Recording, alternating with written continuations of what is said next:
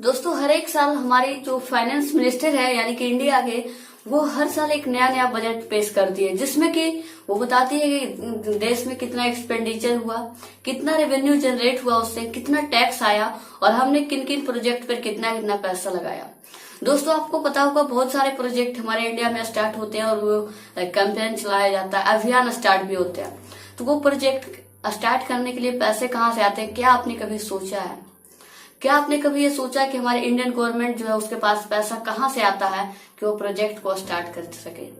सो इस वीडियो में हम जानेंगे यही बात कि गवर्नमेंट किन किन सोर्सेज से पैसा कमाती है और वो पैसे को कहाँ लगाती है और उसके बाद उसका रिजल्ट क्या मिलता है। सो चलिए बात करते हैं। दोस्तों कोई भी सरकार जब पैसे कमाती है तो वो तीन मेन सोर्सेज से कमाती है। पहला टैक्स रिवेन्यू, दूसरा नॉन टैक्स रिवेन्यू और तीसरा बोरोइंग मतलब कर्ज लेना। सो दोस्तों पहले हम टैक्स रिवेन्यू में डायरेक्ट इन्वेस्टमेंट या डायरेक्ट टैक्स के बारे में जानेंगे। दोस्तों डायरेक्ट टैक्स में हमारा आता है इनकम टैक्स, यानी कि कितने आप लोग कमाते हैं उसमें आपका टैक्स लगेगा इतने प्रतिशत, अगर आप इतने से ऊपर या इतने से नीचे, इस तरह से के अकॉर्डिंग एक परसेंटेज होती है जो अगर आप इतना आप कमा रहे हैं तो इतना आपको देना पड़ेगा आपके कमाई से। दोस्तों इसमें capital gain tax, security transaction tax और भी कई सारे टैक्स, और इसी में आता है दोस्तों डायरेक्ट टैक्स में ही आता है कॉर्पोरेट टैक्स, जो कि हमेशा मोदी जी माफ कर देते हैं। अब चलिए बात करते हैं दोस्तों इनडायरेक्ट टैक्स। इनडायरेक्ट टैक्स में बहुत सारे मतलब आते हैं टैक्सेज जो बताने में बहुत सारी टाइम लगती है। चलिए बात कर दोस्तों इसमें आता है सेल टैक्स, जब कोई भी चीज सामान बेचता है तो उसमें कितना प्रॉफिट हुआ इसका भी टैक्स देना पड़ता है। सर्विस टैक्स उसका भी देना पड़ता है, उसमें भी कितना आप सर्विस बेचो और कितना उसमें आपका प्रॉफिट हुआ वो भी आपको देना पड़ेगा। जीएसटी वैल्यू एडेड टैक्स, ये भी एक तरह का टैक्स है दोस्तों। जीएसटी तो आपको बताओ। Custom duties and excise duty, ये भी दोस्तों एक प्रकार का टैक्स है जो सरकार को देना पड़ता है। ये तो हुई डायरेक्ट और इनडायरेक्ट की बात। अब भी बहुत सारे ऐसे अदर्स जो मतलब लोन है वो भी है, और आपको मैं इस वीडियो में एक बात क्लियर कर देना चाहता हूँ कि मैं कोई एक्सपर्ट तो हूँ नहीं लोन या टैक्स के बारे में। सो मेरे पास खुद उतनी पता नहीं थी कि कौन कौन से टैक्स है और कितने टैक्स है, तो कहीं ना कहीं बहुत सारे टैक्स जो है वो हमसे छूटेगी। सो अगर आपको ज्यादा जानकारी चाहिए तो आप गूगल पे जाकर सर्च कर सकते हैं, आपको ज्यादा जानकारी अगर चाहिए तो। हम सिर्फ उसमें मेन क्राइटेरिया और मेन वैसे टैक्स को जानने की कोशिश करेंगे, वैसे बहुत टैक्स। दोस्तों अगर आपको अदर्स टैक्स की बात बताऊं तो उसमें आता है प्रोफेशनल टैक्स, मतलब आप अगर कमा रहे हो कहीं जॉब कर रहे हो तो भी आपको टैक्स देना पड़ेगा, जो कि सैलरीड क्लास पीपल को देना पड़ता है दोस्तों, ऐसे गरीब लोगों को नहीं देना पड़ता है। इसमें आता है दोस्तों डिविडेंड डिस्ट्रीब्यूशन टैक्स, जो शेयर बेचती है दोस्तों उसको ये टैक्स देना पड़ता है। अगला हमारा दोस्तों टैक्स आता है दोस्तों म्युनिसिपल टैक्स। ये म्युनिसिपल टैक्स वो टैक्स होता है जब आप कहीं रह रहे हो तो उसका भी आपको एक टैक्स देना पड़ेगा कि अगर आप इंडिया में रह रहे हो या आप किसी भी प्रॉपर्टी को या लैंड पे रह रहे हो। इंटरटेनमेंट टैक्स भी आपको देना पड़ेगा। स्टैंप ड्यूटी टैक्स भी एक टैक्स है दोस्तों हमारे इंडिया में, जो कि दोस्तों अगर आप खरीद बिक्री करते हैं मतलब कि कोई भी वैसा रजिस्ट्री करवाते हैं प्लॉट का तो वो भी आपको देना पड़ेगा। रजिस्ट्रेशन फी, जो कि मैं बच्चों की बात नहीं कर रहा हूँ, स्कूल की बात मैं नहीं कर रहा हूँ, बल्कि रजिस्ट्रेशन जो रजिस्ट्री होती है दोस्तों प्लॉट की, उसके लिए भी आपको अलग से रुपये लगते हैं और वो भी एक टैक्स का प्रकार है दोस्तों। टोल टैक्स भी आप एक टैक्स है दोस्तों, टोल टैक्स। उसके बाद दोस्तों आता है एजुकेशन सेस, और उसके बाद भी दोस्तों कई ऐसे टैक्स है जो मैंने नाम नहीं लिए, लेकिन बहुत सारे टैक्स है जो आपको खोजने के बाद आपको गूगल पे मिल सकते हैं। सो जो बेसिक टैक्स थी उसके बारे में बात की, मतलब इंडिया में रहने के लिए 1000 तरह के टैक्स को आपको पे करने पड़ेगा, और इंडिया की बात नहीं है और भी अदर कंट्री में भी होते हैं। और दोस्तों आपको बता दूं एक ऑर्डिनरी इंसान जो है जो जॉब करता है वो अपने 40 से 50% जो हिस्सा जो इनकम है वो अपनी मतलब पूरी साल भर में अपनी पूरी जिंदगी लाइफ में वो टैक्स में पे करता है। और दोस्तों एक बिग सोर्स अगर टैक्स का या कमाई का सरकार का जरिया बताऊं तो वो है दोस्तों अल्कोहल टैक्स। आपको पता होगा कि जब लॉकडाउन हुआ था तो कितना क्राइसिस चल रही थी इसके बेसिस पे, लेकिन जब ये अल्कोहल खुला तो कितने क्राउड भीड़ स्टार्ट हो गए थे जिसकी कोई अंदाजा नहीं है। सरकार की एक पॉलिसी बताता हूँ दोस्तों जो आपको काफी हैरान करने वाली है। लोग कहते हैं सोशल डिस्टेंसिंग का पालन करो। इस फुटेज को आप देखिए, तब की फोटो है जब लॉकडाउन के दौरान शराब के दुकान को खोला गया था। समझिए सरकार अगर सोशल डिस्टेंसिंग की बात कर रही है तो कमाई के लिए वो सोशल डिस्टेंसिंग को भूल जाएगी। दोस्तों अगर आप प्राइवेट कैब से कहीं जा रहे होंगे तो आपको ये रूल था कि सिर्फ एक इंसान ही जा सकता है, लेकिन वही अगर सरकार जब गाड़ियों में लाद भर भर के दोस्तों जब मजदूरों को लाया गया तब वहां सोशल डिस्टेंसिंग की बात याद नहीं आई। सो ये होता है हमारे सरकार के साथ, और यह टैक्टिक्स चलती है कि जब सरकार का कमाई का जरिया है तो हर चीज को ओपन कर दो, और जब लोगों के खर्चे की बात आए तो चुप रहो। क्या मतलब है इससे? अब दोस्तों बात करते हैं नॉन टैक्स रेवेन्यू की। जैसा कि मैंने बात बताया था शुरू में, 3 टैक्स होते हैं, टैक्स रेवेन्यू और नॉन टैक्स रेवेन्यू और बोरिंग।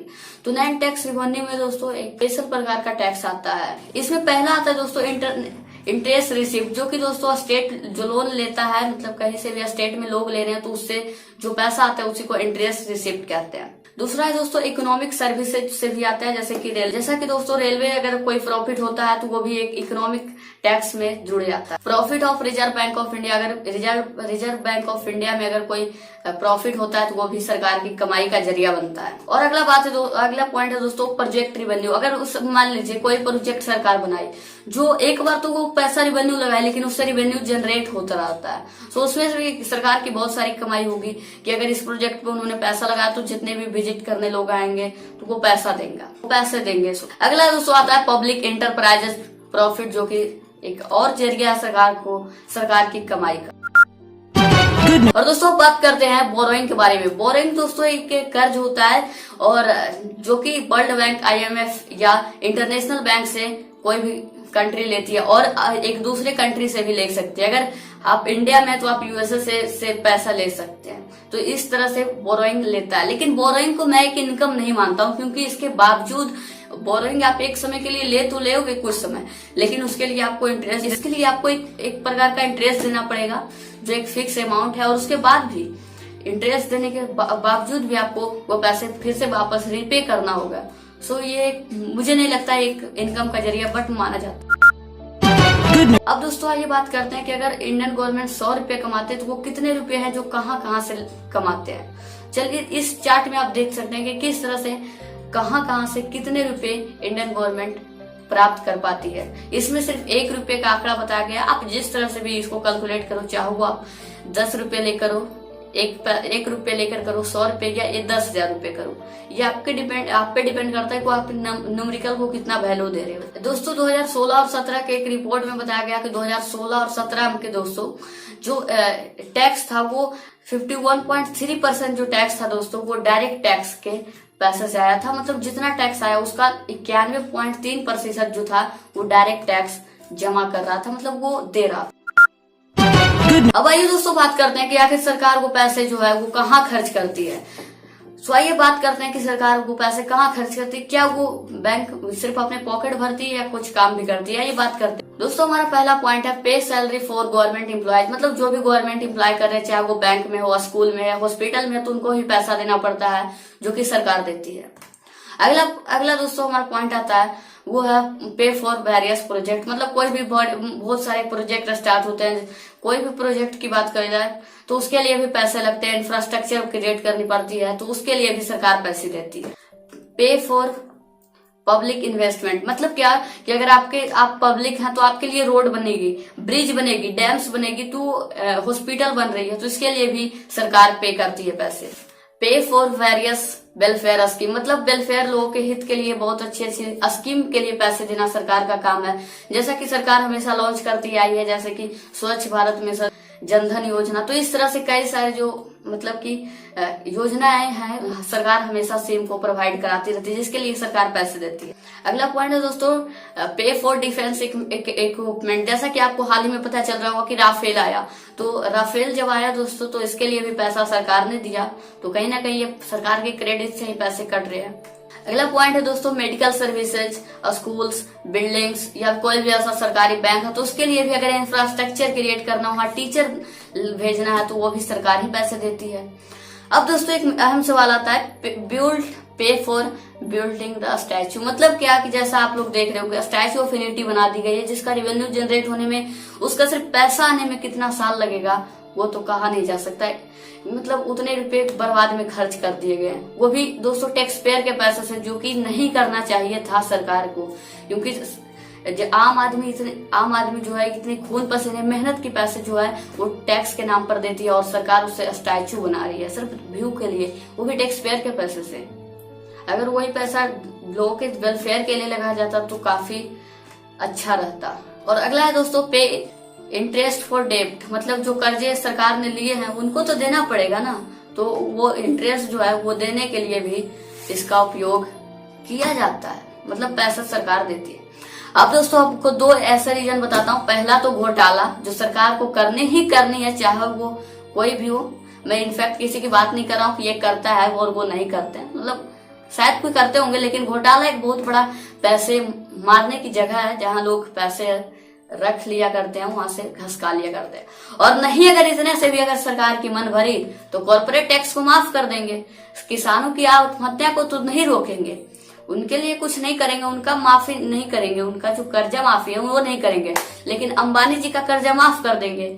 ये तो अच्छी बात हुई ना, तो सरकार की कुल फंड हो जाएगी।